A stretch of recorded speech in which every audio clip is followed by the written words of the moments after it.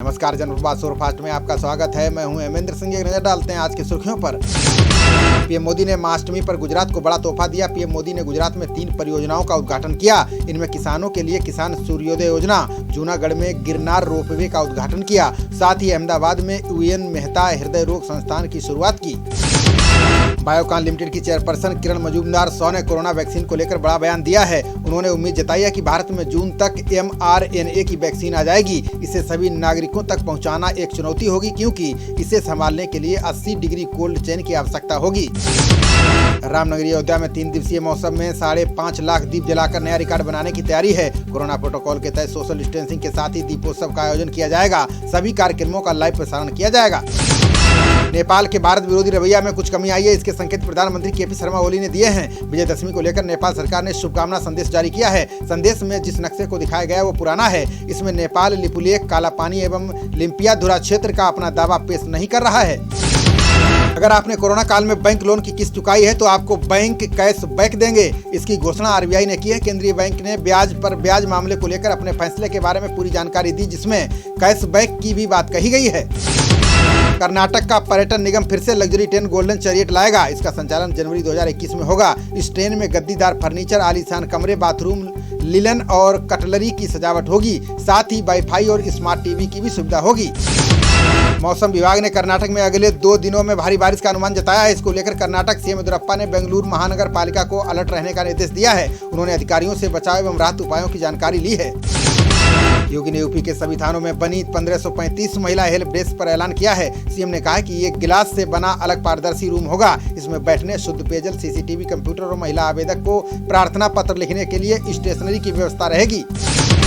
केंद्रीय गृह राज्य मंत्री जी किशन रेड्डी ने लद्दाख गतिरोध को लेकर बयान जारी किया है। उन्होंने कहा कि ITBP ने कुछ देशों का ये भ्रम तोड़ दिया है कि उनके पास शक्तिशाली सेना है। रेड्डी ने ITBP के 59वें स्थापना दिवस के मौके पर जवानों को संबोधित करते हुए ये बात कही। बिहार चुनाव को लेकर नेताओं के बीच जुबानी जंग तेज हो गई है। इसी बीच तेजस्वी यादव ने मुख्यमंत्री नीतीश कुमार को खुली चुनौती दे दी है। उन्होंने कहा कि CM नीतीश राज्य के एक भी ऐसे थाने का नाम बताएं जहां बिना चढ़ावे यानी रिश्वत के काम होता है। बिहार चुनाव में राष्ट्रीय लोक समता पार्टी ने भी अपना घोषणा पत्र जारी कर दिया है। पार्टी अध्यक्ष उपेंद्र कुशवाहा ने 23 वादों वाले घोषणा पत्र को वचन पत्र नाम दिया है। इसमें पढ़ाई, दवाई, कमाई, सिंचाई, कार्रवाई और सुनवाई सहित अन्य वादे किए गए हैं। मध्य प्रदेश की जेलों में बंद कैदियों को राज्य सरकार ने राहत दी है। 1 नवंबर से परिजन कैदियों से मुलाकात कर सकेंगे। बंदियों को मुलाकात के दौरान राज्य सरकार के निर्देशों का पालन करना अनिवार्य होगा। इसकी जानकारी गृह एवं जेल मंत्री नरोत्तम मिश्रा ने दी है। मध्य प्रदेश के आध्यात्मिक गुरु भय्यू जी महाराज केस में नया मोड़ आ गया है। बेटू कुहू ने अदालत को बताया है कि पापा की दूसरी शादी से वो नाखुश थी। कुहू ने विवाह से पहले ही पिता को साफ कह दिया था कि वो आयुषी को मां की जगह नहीं दे सकती, जिससे भय्यू जी महाराज काफी परेशान थे। कोरोना टीके को लेकर राजनीति तेज हो गई है। शिवसेना ने भाजपा के वादे पर सवाल उठाया है। शिवसेना ने सामने में पूछा है कि क्या कोरोना टीका सिर्फ बाहर वालों को मिलेगा, बाकी राज्य पाकिस्तान में है क्या? हिंदुस्तान के अन्य लोगों को टीका क्या पुतिन जी लगवाएंगे? तो राज्य सरकार में मंत्री इमरती देवी का एक वीडियो वायरल हो रहा है। इसमें इमरती देवी कह रही हैं कि सुनो भाई साहब, कोई भी हो, जहां इमरती खड़ी हो जाएगी वहां हिंदुस्तान खड़ा हो जाएगा। डबरा बलिन से संग इमरती लड़ाई लड़ रही हैं। पार्टी भाड़ में जाए।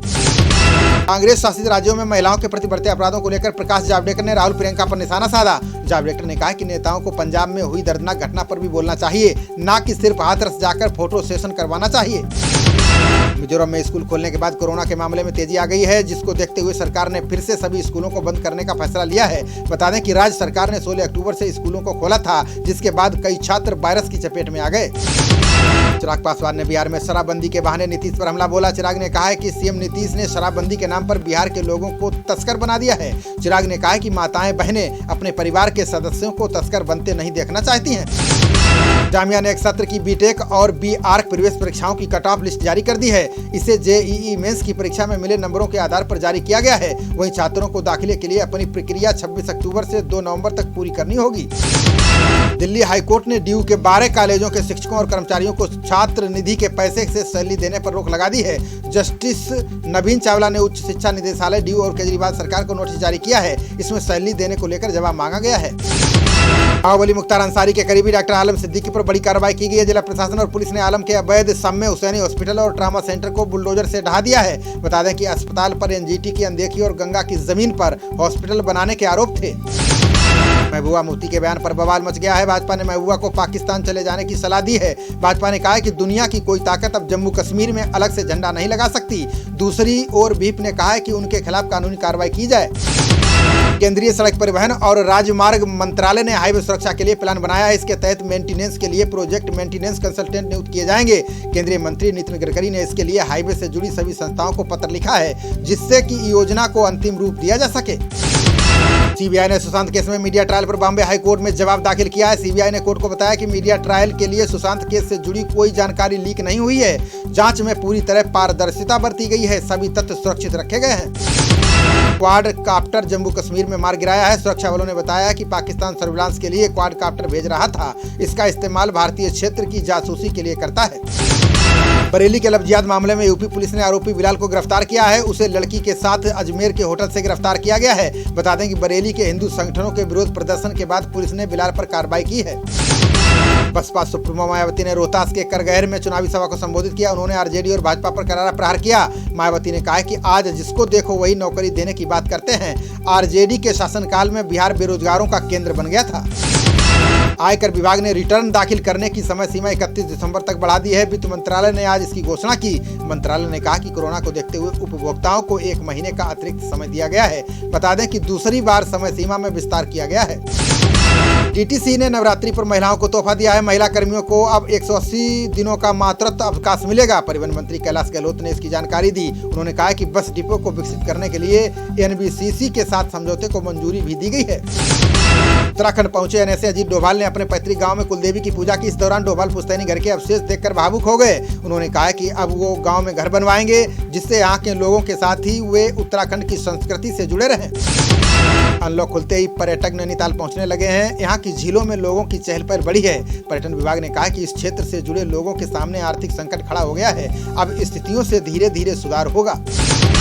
बांग्लादेश में तेज भूकंप के झटके महसूस किए गए हैं। रिएक्टर स्केल पर इसकी तीव्रता 4.1 मापी गई है। भूकंप आने के बाद ढाका समेत कई शहरों, कस्बों और गाँव में लोग घबराकर घरों से बाहर निकल गए। कोरोना संक्रमण को लेकर स्वास्थ्य मंत्रालय ने कई जानकारियां साझा की हैं। देश में संक्रमण से मुक्त हुए लोगों में से 61% लोग महाराष्ट्र, आंध्र, कर्नाटक, तमिलनाडु, उत्तर प्रदेश और दिल्ली में हैं। रिपोर्ट में कहा गया है कि करीब 70,16,046 लोग अब तक संक्रमण मुक्त हो चुके हैं। सीएम भूपेश बघेल ने कृषि कानूनों को काला कानून बताया। उन्होंने कहा है कि ये किसान कानून उपभोक्ता विरोधी है। ये कानून पूंजीपतियों के लिए बनाया गया है। अनुबंध कृषि के माध्यम से सरकार किसानों की सारी जमीन हड़प लेना चाहती है, जिससे किसान अपने ही खेत में मजदूर बनकर रह जाएगा। अयोध्या में सरयू तट की रामलीला में अंगद बने बीजेपी सांसद मनोज तिवारी सोशल मीडिया में ट्रोल हो गए। जब उन्होंने रामलीला के मंच पर अंगद बनकर संवाद बोलना शुरू किया तो उनके मुंह से एक सेकेंड निकलने लगा। इस कारण वे ट्रोल हो गए हैं। केरल में कांग्रेस और जमाते इस्लामी पार्टी के बीच गठबंधन होने पर वाम दलों ने हमला बोला है। केरल की सत्तारूढ़ लेफ्ट डेमोक्रेटिक फ्रंट सरकार ने गठबंधन करने पर कांग्रेस की आलोचना की है। सीपीएम ने कहा है कि कांग्रेस चुनावी फायदा के लिए धर्मनिरपेक्षता से समझौता कर रही है। जनता चुनाव में कांग्रेस को जवाब देगी।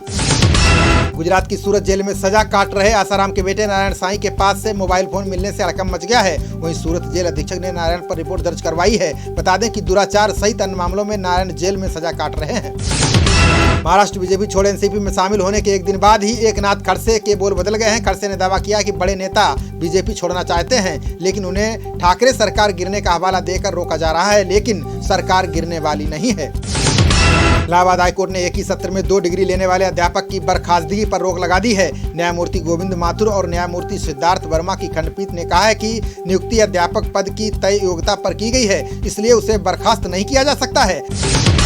दिल्ली मेरठ एक्सप्रेस वे पर NHAI ने काम की रफ्तार बढ़ा दी है। केंद्रीय मंत्री नितिन गडकरी ने कहा कि दूसरे और चौथे चरण का काम निर्धारित समय सीमा में ही पूरा होगा। अलीगढ़ रेलवे लाइन पर ROB को छोड़कर बाकी सभी काम दिसंबर के तीसरे सप्ताह तक पूरे हो जाएंगे।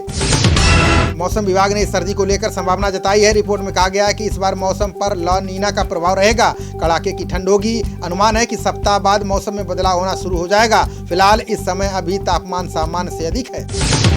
कृषि विधेयकों को लेकर सीएम अमरिंदर सिंह ने सुखबीर बादल को फिर आड़े हाथों लिया है। उन्होंने कहा कि सुखबीर ने अपनी संकुचित राजनीतिक चालों और झूठ से किसानों के हितों को बार बार चोट पहुंचाई है। उन्होंने कैप्टन हरसिमरत कौर बादल के इस्तीफे को धोखा बताया। भाजपा और जेजेपी गठबंधन सरकार की पहली वर्षगांठ 27 अक्टूबर को मनाई जाएगी। 27 अक्टूबर को हिसार एयरपोर्ट के विस्तार के लिए भूमि पूजन का कार्यक्रम तय किया गया है। डिप्टी सीएम दुष्यंत चौटाला ने बताया कि सारी कागजी औपचारिकताएं पूरी हो गई हैं। वित्त मंत्री निर्मला सीतारमण ने राहुल गांधी पर हमला बोला। उन्होंने कहा कि राहुल गांधी अपनी बहन प्रियंका के साथ हाथरस कांड पर बड़ी बातें कर रहे थे, लेकिन पंजाब की पीड़िता को न्याय दिलाने के लिए चुप्पी साध रखी है। अब उनको जवाब देना चाहिए।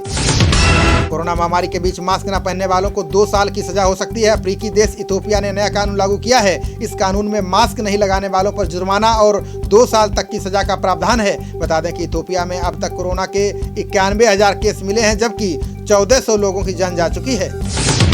महाराष्ट्र बीजेपी नेता देवेंद्र फडणवीस को कोरोना हो गया है। फडणवीस ने खुद की रिपोर्ट पॉजिटिव आने की जानकारी ट्वीट कर दी है। साथ ही संपर्क में आने वालों को टेस्ट कराने की सलाह दी है। वहीं फडणवीस होम आइसोलेशन में चले गए हैं। सीएम केजरीवाल ने दिल्ली के सीलमपुर के शास्त्री पार्क तक बनाए गए नए फ्लाईओवर का उद्घाटन किया। केजरीवाल ने कहा कि दिल्ली की जनता को नया फ्लाईओवर की सौगात मिल गई है। अब कश्मीरी गेट से यूपी बॉर्डर तक का रास्ता करीब 10 मिनट में तय हो जाएगा। केंद्र ने 16 राज्यों को जीएसटी क्षतिपूर्ति की पहली किस्त के रूप में 6,000 करोड़ रुपए जारी किए हैं। वित्त मंत्रालय ने यह जानकारी दी है।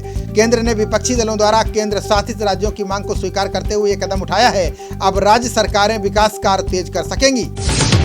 पूर्व क्रिकेटर कप्तान कपिल देव की सफल आपातकालीन कोरोनरी एंजियोप्लास्टी हुई है। सर्जरी के बाद कपिल देव ने पहली तस्वीर साझा की है, जिसमें उन्होंने कहा कि वो बिल्कुल ठीक हैं, धीरे धीरे स्वस्थ हो रहे हैं। कपिल ने इस पोस्ट में लोगों का शुक्रिया अदा किया है। दिल्ली कैपिटल और केकेआर के बीच आज अहम मुकाबला हुआ। टॉस जीतकर दिल्ली ने कोलकाता को पहले बल्लेबाजी का निमंत्रण दिया। शुभमन गिल के रूप में केकेआर का पहला विकेट गिरा। गिल 9 रन बनाकर पवेलियन वापस लौट आए। केकेआर ने 10 ओवर में 3 विकेट के नुकसान पर 89 रन बनाए। खबरों का सिलसिला जारी रहेगा। देखते रहिए जनप्रवाद। नमस्कार।